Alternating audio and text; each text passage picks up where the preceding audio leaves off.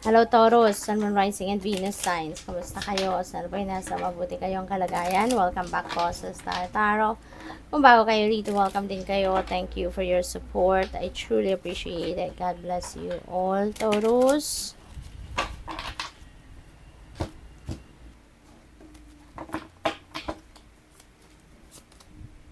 We have the Fool. Ayan. So, this is exciting, no?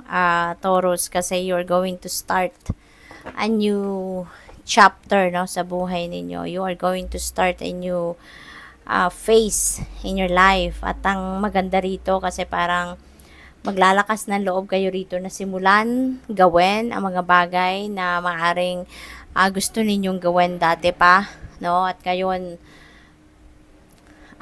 parang handa ka ng, you're ready to take risk. You're ready to take that leap of faith, no? Ako dati takot kayo, siguro kinakabahan kayo, pero ngayon nagtitiwala kayo sa divine universe na Spirit has your back, God has your back, no? Kaya kahit medyo alam niyo this is an uncharted territory para sa iyo, parang handa na kayo, no? Handa na kayong harapin ang bagong yugto sa buhay ninyo. So you have a desire to start a new phase in your life at this time. At depende ito sa inyong sitwasyon. It could be in any area of life. Pwedeng bagong yugto ng isang relasyon ito. Nasisimulan ninyo. Baka ang iba sa inyo from being magjowa, mag-boyfriend, mag-girlfriend, ngayon baka papasok na kayo sa mas mataas na commitment. Pwedeng mag-aasawa na kayo, magpapakasal, mag-aanak, mga ganon. Pwede rin bagong career path, itong tatahakin ninyo. Pwedeng from working 9 to 5 job, no? Baka kayo'y magre-resign na at magpuput up kayo ng sarili ninyong negosyo. So, that is also possible. So, iba-iba, no? Depende sa inyong sitwasyon. So, we have 5 of Wands in reverse. So, this is good, no? This is a good sign na merong pagpapatawad, merong acceptance, merong willingness to forgive. Kaya, maaring may reconciliation na dito na magaganap, no? Sa kung ano man kung sino man ang hindi ninyo nakaintindihan, ano? Merong pinanggagalingan kayo ritong away, diskusyon, mga ganon. Pero ngayon, mas pipiliin ninyong mag-compromise na, makipag-cooperate, at maging peaceful na ang relationship ninyo with these people or with the person. We have Page of Wands. Ayan. So, this is good news coming your way. This is a news of opportunity. No? At ang maganda rito, this is something na will inspire you. No? This is something na talagang parang you will be excited about. No? Yung ganon. Kaya this is really beautiful. What else? We have Death Energy. Ayan. So, yung death energy na to is, this is about ending and beginning. Okay? Meron kayo ritong mga tatapusing sitwasyon sa buhay. Meron kayong mga puputulin, no, na sitwasyon sa buhay ninyo because parang this is you shedding old skin. Yung ganon. It is possible na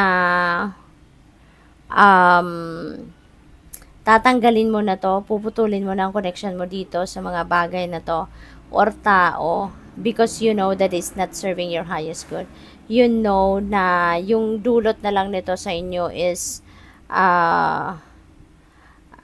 negativity, no? Yung ganon, yung hindi ito nakakatulong na sa iyo bagkus parang mas nakakabigat ang mga bagay na to or yung taong ito sa buhay ninyo. So kaya puputulin mo na yung connection mo with this, no? And you are ready to transform your life. You are ready to face a new beginning talaga, no? At you are making space, no, para sa bago. Kaya maganda to na you are decluttering your life, no? Para mas maging masaya, mas maging maayos, mas maging maganda ang lagay ng buhay ninyo. We have Page of Cups, meron ditong mga invitation for gatherings, no? Siguro may mga okasyon, celebration, mga ganon. So, have fun, you deserve it, no, Taurus, kasi masipag naman kayo. Panahon din naman ito para magkaroon kayo ng pagkakataon na makahinga man lang ng kahit saglit lang, makapag-unwind, yung mga ganon. Kaya good luck. We have 8 of Pentacles. Ayan. So, nagpapakita lang dito kung gaano kayo kasipag, gaano kayo ka-diligent, gaano kayo katyaga sa inyong trabaho, no? Nakikita ninyo, almost pare-parehas, diba? So, when you work, talagang you are working to perfection. So, ang galing, diba? You're very diligent, yung parang binubuhos mo dito lahat ng galing mo sa trabaho. Kaya, hindi malayong magtagumpay ka dyan, hindi malayong ma-recognize yung galing mo, no, ng employer mo or yung mga boss mo.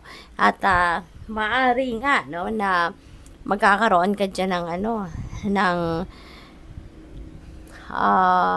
parang baka mabigyan ka ng promotion, diba? Mabigyan ka ng bonus, additional benefits, mga ganon, dahil sa galing mo, no, sa iyong trabaho. What else? We have 2 of Cups. Ayan, partnership ito, no? Mayroong partnership.